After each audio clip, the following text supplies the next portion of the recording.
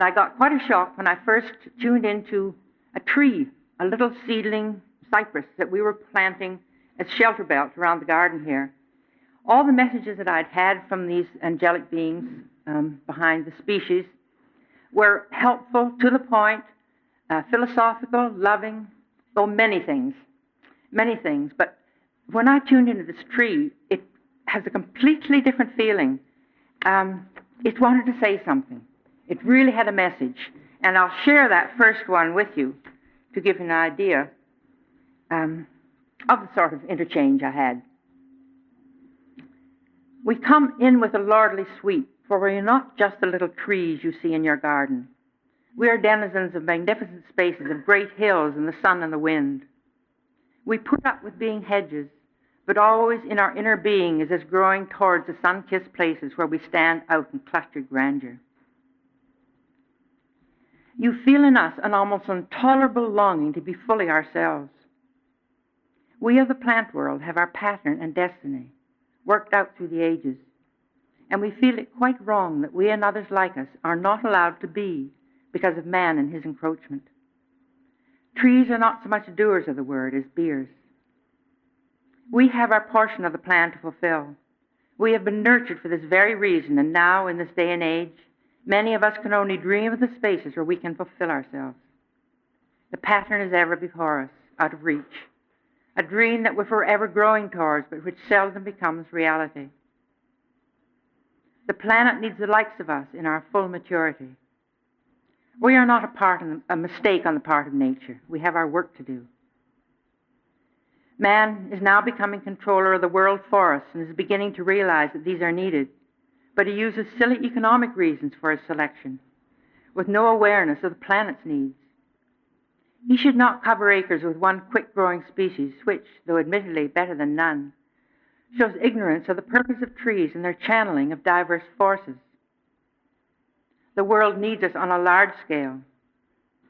Perhaps if man were in tune with the infinite, as we are, and were pulling his weight, the forces would be balanced. But at present, the planet needs more than ever just what it is destroying, the forces that go through the stately trees. We have been vehement. Here are these facts of life forever with us and no one to listen to them. We have rather dumped this on you. I was feeling very dumped on.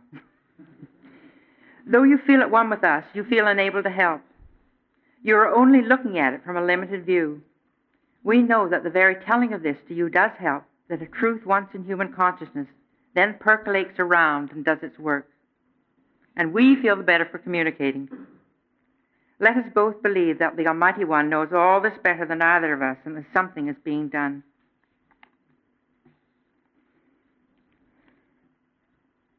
Well, whenever I tuned into a tree, I got a variation of this theme of the need for trees on the surface of the earth. For example, saying that they're the skin of the earth, and that if more than a third of the skin of any being is destroyed, that being perishes. Saying that they have a job to do in their maturity, that just as a child can't do the work of an adult, so an immature tree can't do the work of a mature tree. And I later found that in forests, trees are most often cut down before they mature, before they're allowed to develop their canopy. It said they had a job to do with the channeling of forces on the planet, which only they can do in their maturity. They said they have a special gifts for humans in this day and age when we are so troubled and upset and chaotic, that they can give us mental stability. I know that when I go for a walk in the forest, I emerge very quickly at peace again. And they even suggested that we build large forests beside our cities so that the trees can give that gift to us humans. And every time when I attune to the large trees, I say I got a variation of this theme, and I got quite paranoid about it. I didn't know what to do. But when Richard St. Barb Baker first visited Findhorn, I showed him my tree messages. You know about him, I'm sure, the man of the trees, he was in his 80s, mid-80s then, and he spent all his life with trees. And he read the messages, and he said that he'd come to exactly the same conclusion with his own knowledge of forestry. and he encouraged us to print those messages, which we did at the time. And later, when I left Findhorn in 1973 and went to America, a workshop was arranged with me with the foresters of the Washington and Oregon Forestry Service. I'd been giving a talk, and there was someone in the audience who arranged workshops for the Forestry Service. So by hook or by crook, she got me in with them. And we went in by little airplanes into the plateau and landed, and we took forestry buses through the trails, and then we backpacked for a few hours and came into the canyon where we were going to have the workshop. And by that time it was dark, and I had to talk, after eating, I had to talk around the campfire. I couldn't see anyone and tell them what the trees had been telling me. And all I could talk to was a fire. And when I'd finished, dead silence, everyone quietly went off and got into their sleeping bags. And I spent most of the night wondering whether they thought I was quite mad or whether they were so awed they couldn't speak. But what happened in the 2 more days that I had there in the canyon was that individually each man came up to me and said that, and thanked me for what I had said, and that they had joined the Forestry Service because they had understood these things when they were children, and that they'd forgotten, and that they were so glad that I'd helped them remember what they already knew. So I thought that was a tremendous thing.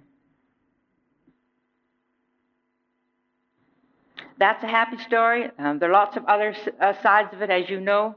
I visited the Avenue of the Giants in California, where these groves set aside for redwoods, not to be touched. And the little plaque up said, there for in perpetuity will be this grove. And I looked up and I could see that the trees were already dying. Dying because we've destroyed the climate that they're in, because there are roads through and the pollution is going. They've dammed the rivers that feed the alluvial soil that the redwoods needed, and all these reasons we were just ignorant of at the time. But I believe we're learning.